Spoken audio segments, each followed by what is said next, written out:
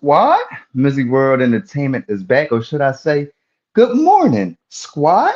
MizzyWorld Entertainment is back to present Sunday mornings with Mizzy, and I'm here with a new segment as I presented to y'all last week. And y'all know I'm a huge Michigan fan, so I'm gonna start off these Sunday mornings every morning, regardless of the results of the University of Michigan's football game, breaking down the Michigan football game, and I'm here to break down number 18 OU dominating my number 15 Michigan Wolverines 24-13 in Norman, Oklahoma. My reaction is Sharon Moore got to open up the offense, man. He is running this offense like you don't go out there and win games, bro. You're not going to win the game breaking a bunch of runs, bro. This ain't Pop Warner. This ain't high school. You feel what I'm saying? Like, I know we want to be smash mouth and we want to establish that and we want to make sure people know that we're the more physical team, but we also got to make plays. We also got to take advantage of the playmakers we got on the outside. I'm looking outside. We got number one, we got number five, we got a couple players now. We was missing Klein yesterday, but to go out there and after we cut the lead from 14 nothing to 14-7, and then got the ball back, and we still running the rock. Come on, bro, open the offense up. And my message to Bryce is, I know he young and all that. Get out your head and trying to prove a point that a quarterback is just a throwing back. Run the ball, bro. You feel what I'm saying? You young, you athletic, 6'4", 200 plus pounds. Run the ball, bro. It was too many times last night. He approaching the line of scrimmage, and it paid off one time where he found McCullum, I believe his name is, number one wide receiver for Michigan Wolverines. But other than that, I've seen too many opportunities or too many plays where Bryce Underwood could have took off and made an impact with his legs, but he chose to throw the ball and it ended up being inaccurate because he was probably rushing it or whatever the case may be. You feel what I'm saying? So to me, I'm not too scared. You know what I'm saying? I'm not too shaken up. Mateer went out there, did his thing. He ran the ball all over my Michigan defense, made some critical passes. Number four, I'm upset. Number four for Oklahoma, being from Detroit, didn't even get an offer from Michigan, and we ain't got no outside weapons, is what y'all basically telling me? That don't make no sense. That don't make no sense. You feel what I'm saying? So that's a hurt piece there. But yeah, man, we not too far off. He still is. We got to remind ourselves he is a true freshman quarterback. You feel what I'm saying? So he still has a lot of growing to do. I think we still had a lot of opportunities that were left out there on the field defensively. You feel what I'm saying? Number 20, you make that interception. That's a game-changing interception. But then Bull came, knocked the ball out. Then next play, he going down the field. You know what I'm saying? 40, 50-yard play. So Oklahoma went out there and made the plays that were necessary to win. It was good to see those powerhouses go at it. It was good to see that it was a close game and a game up until the final drive. You feel what I'm saying? Up where Oklahoma put the nail in the coffin with a field goal. So I'm encouraged about our future, but I definitely want to see some growth out of Sharon Moore and out of Bryce. You know what I mean? I know Bryce is young, but run the ball more, bro. I'm thinking against New Mexico, it's like, all right, and he feel comfortable to go out there and just throw it over the yard against New Mexico. I'm like, oh, he gonna be running all over the field on Oklahoma. No, he's still sitting in the pocket, bro. You see this shit breaking down? Get out of there, bro. Get out of there. You feel what I'm saying? So I want to see Bryce Underwood run a little bit more as a Michigan fan, and I want to see Sharon Moore open up the offense a little bit more, put a little bit more playmakers out there on the field, and then after we wear the defense down a little bit with some short passes or something like that, then we can start punching them in the mouth, throwing them haymakers, bringing in the big guys. You feel what I'm saying? Leaning on them. So try to switch it up, Sharon. But as a Michigan fan, it's still go blue. You feel what I'm saying? Hell to the. I ain't gonna do all that. We took a L. You feel what I'm saying? But yeah, man. That's my take on the Michigan OU game. We're gonna get over to the big boys though, man, where I didn't come with Mad Mizzy Sports in the AM, so I didn't really get a chance to break down and react all the football games that was going on or predict on the football games. So I'm gonna give y'all what I was thinking during this week and all that. Then I'm gonna give y'all my reaction to what happened. But we had Super Bowl banner game Thursday night football. Shout out to my hometown Philadelphia Eagles, man, dropping another banner too. And 8 years, man. Just the epitome of consistency and greatness. And like I've said before, I don't know how many times I can give praises to the Philadelphia Eagles organization, but since I've been watching football, I'll be 34 Tuesday. You feel what I'm saying? Happy early Annie to Mizzy. You feel what I'm saying? But I'll be 34 Tuesday. And since I can remember watching football, like around the late 90s, early 2000s, the Eagles have been a dominant winning franchise. And you think about having two Super Bowl rings to go with that early winning from the early 2000s is just putting a stamp, a gold stamp on the Eagles being a gold chip franchise or a blue chip franchise in the NFL. And like I said, a top five franchise since I've been watching football. You dig what I'm saying? So shout out to the Philadelphia Eagles. And they went out there and they handled business. Me, as a fan on the outside looking in, I wanted to stay away from this game because the Eagles was getting a heavy spread. It was 8.5 points on the Birds. But in my mind, I'm thinking they should smack these Cowboys. They just traded Micah Parsons away. I mean, yeah, they got Dak and they got CD, but what's that going to do? The Eagles coming out here motivated. They don't even know that they won the Super Bowl last year. They don't even know. You feel me? So I was just like, no, like, but then in my mind, I'm like, somehow, some way, this shit gonna be a close game. Somehow, some way, the fucking Cowboys will fuck around and win this game on some bullshit. You feel what I'm saying? And then as the game is unfolding, I'm just happy I stayed away from it because I probably would have took the Eagles and the points. You feel what I'm saying? But it was a good game, man. But to me, Jalen Hurts proves why he's a top 10 quarterback, man. I'm tired of this narrative that I feel like is only put out there for Jalen Hurts and Lamar Jackson, the two guys that win a lot of games as dual threat quarterbacks, and that's moving the goalposts or asking them to win games specifically. The goal of a quarterback is to lead your team to wins, bro. It's not to lead your team to wins with 30 fucking attempts in a game, bro. That's not the case, man. Can we stop doing that? It's almost like the whole argument against Steph Curry being an actual point guard. Oh, he's not a real point guard because he knows the fact that the best opportunity for the Warriors to win is for him to drop fucking buckets. Maybe if fucking Steve Nash dropped more buckets instead of looking for fucking Sean Marion more, the Phoenix Suns would have won a championship with Steve Nash. Stop moving the goalposts or trying to specify what these positions are when at the end of the day, when you're a leader of a team, aka the point guard or the quarterback, your number one job is to lead them to a victory, bro. No matter how the fuck it looks. Period. And that's what Jalen Hurts does. He's done it since high school, he's done it in college, and he's doing it in the NFL, and he's continuing to do it, bro. You feel what I'm saying? He's always been surprising me with his passes. At some point or another in his career, I'm always like, damn, he threw a dime. And that happened again on Thursday. He threw that dime to who was it? AJ? I'm not sure who he threw that deep ball to, but that shit was a strike, a dime, post, right down the middle. I'm like, and then we know what he does with his legs and his leadership and the plays, the little plays. You feel what I'm saying? So that's why he can compete with Mahomes because guess what? He's going to do the little things as well. You feel what I'm saying? Instead of being in his head and trying to win a specific way. That's why I'll be trying to get through to Lamar. As long as Lamar gets that in his head, y'all not stopping him. But if he stays in his head about, oh, what they going to talk about me if I win this way, or they going, he'll never do it.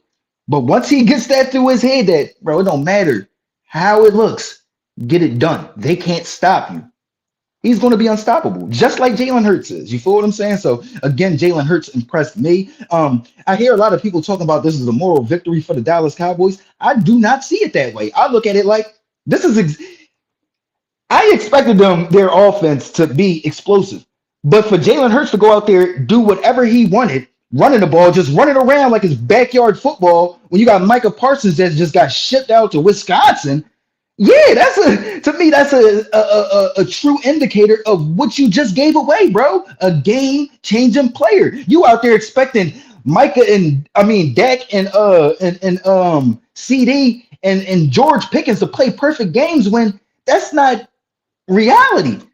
Drops are going to happen. Tough plays are going to happen. You feel what I'm saying? You need somebody on the other side of the ball that's going to be able to make plays. And for Micah Parsons not to be out there, to me, that was a huge glaring factor in this game. How all the stars showed up for both sides, but the Cowboys didn't have a star. They didn't have one of their stars. So to me, that definitely stood out. And I don't see it as a moral victory. I don't think they'll be able to consistently stop the run throughout the year. And we know they're not going to be able to consistently get after the quarterback this entire year. In a division where you're going to have to go up against Jaden Daniels and Jalen Hurts again. Again, you feel what I'm saying? And we thinking about the other quarterbacks in the NFC. So I don't see it as a moral victory for the Cowboys. You got to win, baby. You feel what I'm saying? Like y'all talking all this, man. And like I said, I posted this earlier. I'm starting to think the Cowboys fans don't even want to win, man. Y'all just like going out there posting y'all little content, being caught on jumbotron crying, but y'all really don't really care. I think y'all just like the charade, just like Jerry Jones. That's just my opinion. You feel what I'm saying? So that was my takeaway from Thursday night football game. I thought it was an impressive victory from the Philadelphia Eagles, especially coming in with a defense, a young defense, and then having Jalen Carter being kicked out first play of the game because of a stupid decision. Hopefully he learns from that decision. But I think that defense is a lot more scary with that monster of Jalen Carter causing havoc in the middle. You feel what I'm saying? So definitely a good victory in my opinion. Let's get over to the Friday night game though. So this game to me, I was surprisingly confident in taking the Chargers with the points. I think they were getting 5 points in this game, something like that. I know they were getting points. And just knowing Jim Harbaugh's history. I'm a huge Jim Harbaugh fan. Back from when he was coaching my Niners, then the Niners, for some stupid reason, after 4 years, three NFC championship games, one Super Bowl appearance, didn't want to give him an extension. He went back to my Michigan Wolverines, brought us in the national championship. That's my guy. And I just know he knows ball, bro. He knows ball. And it was shown, you feel what I'm saying? Going out there and the development of Quentin Johnston from his first year under, I believe that was Brandon Staley that drafted him, into being this his third year and his second year under Jim Harbaugh. He looked faster, he looked slimmer, he just looked a lot more explosive. Then you bring in Keenan Allen back. We already know what Lad McConkey was doing last year. They got some weapons on the outside. Then you think about Amari and Hampton, and Najee Harris didn't even really get busy. Only 25 carries throughout the night. I think 16 for Omari and Hampton. You had 35 attempts for Justin Herbert, and he was 25 or 34 attempts, 25 or 34, 3 touchdowns. Like that's what you want to see, man. And not just that, because Herbert would do that from time to time. And he always plays the Chiefs tough, even when they had Brandon Staley. But this is the difference. Those plays that you're making. You get what I'm saying? That fourth down, that critical third down to extend the drive, that scramble at the end. You feel what I'm saying? That he slid like 5 yards on that third down run. So those are the plays that they have to consistently make to apply that pressure and to take that division title away from the Kansas City Chiefs, which I predicted them to do this year. And they took a step in the right direction. I was highly, highly impressed. Any concerns about Kansas City, especially with them losing Xavier Worthy, though? I would have to say you got to have some concerns because they don't have that explosion for some reason is gone, bro. We have to look at that. And it's not like it's by choice. They try to be explosive. They just don't be close no more. You feel what I'm saying? So we have to figure out why that offense is no longer explosive, why they cannot hit those passes that are 20 yards down the field. You get what I'm saying? It's funny how we don't talk about that, but that's the number one thing with Jalen Hurts is, oh, well, he can't throw the ball. But anytime I see him throwing the ball down the field, that shit is a completion, bro. You feel what I'm saying? Pat Mahomes be launching that shit. That should be 20 yards out, 20 yards away from the ball. You feel what I'm saying? So they got to get that connection back. I don't know how they'll get it back when they had Xavier Worthy so heavily stitched into their offense this off season and for this season, and he's out with an injury. It looked bad. I mean, for you to get hit like that full speed, he's not that big. That who knows what that is? You feel what I'm saying? So, and then Hollywood, yeah, he played well as he got into the flow of the game. But again, they need a deep threat. And I don't know if Hollywood is going to be that or if it's going to be the bull number 80 that they brought in. Who knows? But like I said, I definitely see them this being the year that Kansas City might not win the West. You feel what I'm saying? So that's where my concerns probably lie as far as Kansas City goes. But yeah, I felt confident about the Chargers at least covering the spread for Friday's game, just because Jim Harbaugh knows ball, bro. He gonna be there. You feel what I'm saying? That's the thing. That AFC West in general got a bunch of ball coaches. You think about Pete Carroll, Andy Reid, Jim Harbaugh, who they got out there, and then Sean Payton. You know what I'm saying? They got a bunch of ball coaches. You feel what I'm saying? So shout out to the AFC West. Shout out to the Los Angeles Chargers for pulling out that win after the Chiefs made it close, and it was looking like, damn, Are they gonna go down how the Chargers typically go down? You know what I'm saying? That was a good win for the Chargers. Let's get over though, because it's time, baby. Y'all see me repping the team. Y'all see me. Y'all see it's football Sunday, baby. It's football Sunday. Week 1. Everybody out there, man. Let's get it. Fuck, man. It's been a long time, dog. It's been a long, long time coming, man. You feel me? And I'm here with my predictions, man. I got one guarantee for y'all, and I got one upset win for y'all. You feel what I'm saying? My one guarantee win for y'all, and this is including the points, man. I think they getting 6.5 point. I think they got a 6.5 point spread. So I think they're gonna win by 7 or more. And that is the Arizona Cardinals over the New Orleans Saints. You think about the Arizona Cardinals coming in. Let's focus on the quarterback matchup. You got Kyler Murray, who we know he's not an elite quarterback, but he can have some elite performances. He can ball, don't get us wrong, against Spencer Rattler. You feel what I'm saying? Spencer Rattler. This man ain't been good since high school, bro. I remember he was starting at Oklahoma over Caleb Williams, got his job took, then went to South Carolina, wasn't that good at South Carolina, comes into the NFL, and his biggest claim to fame is a game that he balled in a little bit, but they still ended up losing by 21 points because the defense still gave up like a bunch of points, and he was still throwing the ball to the other team. So I just see that happening against this young upstart defense for the Arizona Cardinals. You think about Buda Baker being one of the best playmakers on in the defensive backfield at safety. Then you bring in Will Johnson Jr. from the University of Michigan to play cornerback. They brought back Calais Campbell, if I'm not mistaken, on a 1-year deal to add some veteran savvy in that locker room and some stout uh fortitude on that defensive line. So I really like what the Cardinals did on the defensive. And then you think about the offensive end and Kyler Murray talking about the relationship that he has with Marvin Harrison Jr. being night and day compared to last year. If they can click like that, and then Trey McBride, I love me some Trey McBride. If you got him in the fantasy football draft, you got a steal, you got a diamond in the rough. You feel what I'm saying? And we know what they want to do. That's the thing about the Cardinals is that they are a hard-nosed team. They're not going to come out there and just try to throw the ball around. They're going to run James Conner. And I don't know if that old-ass defense of the New Orleans Saints is still rocking with what's his name? Y'all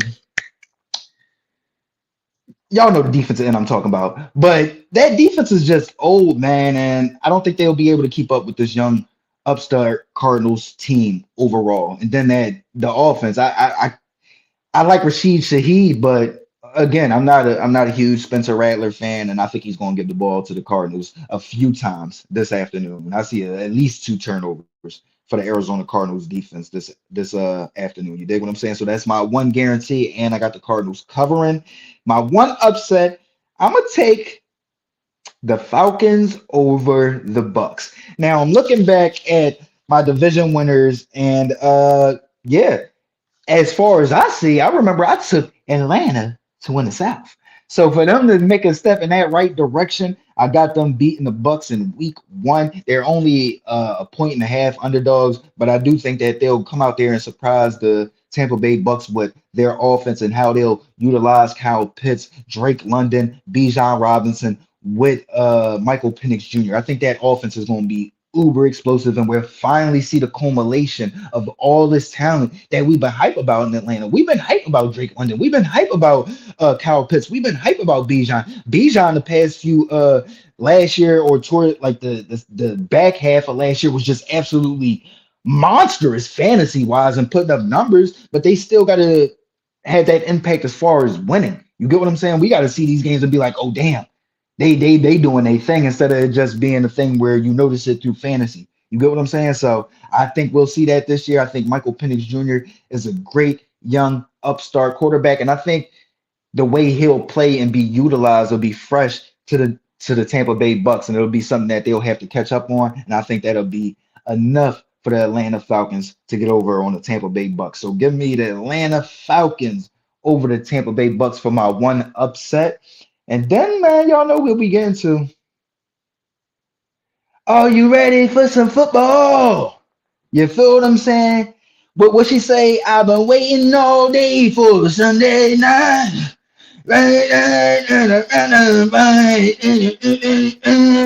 Ravens at Bills divisional round matchup, man.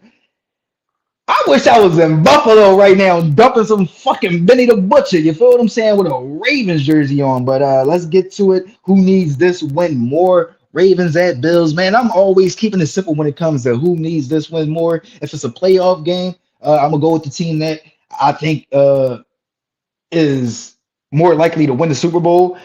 When it's a regular season game, who beat who last? So the Bills beat the Ravens last, so the Ravens need this game more because you don't want to lose back-to-back games to a conference foe that you figure you'll probably have to face in the playoffs again this year, later on this year. So the Ravens, in my opinion, need this game, if not for any other reason, psychologically. You feel what I'm saying? Who needs a Super Bowl more out of Lamar Jackson and Josh Allen? I'm gonna say Lamar Jackson just because he has a better career. Like nobody wants to admit this. Everybody wants to keep again, like I said, when it comes to this Lamar Jackson, Jalen Hurts thing, everybody want to keep moving the goalposts. Well, Josh Allen, at least he loses prettily. He loses closely to Patrick Mahomes. Well, at least Joe Burrow been to a Super Bowl. Joe Burrow ain't been to the big dance in the past 2 years. You get what I'm saying? So if we holding everybody to the same standards, Josh Allen got a participation MVP last year.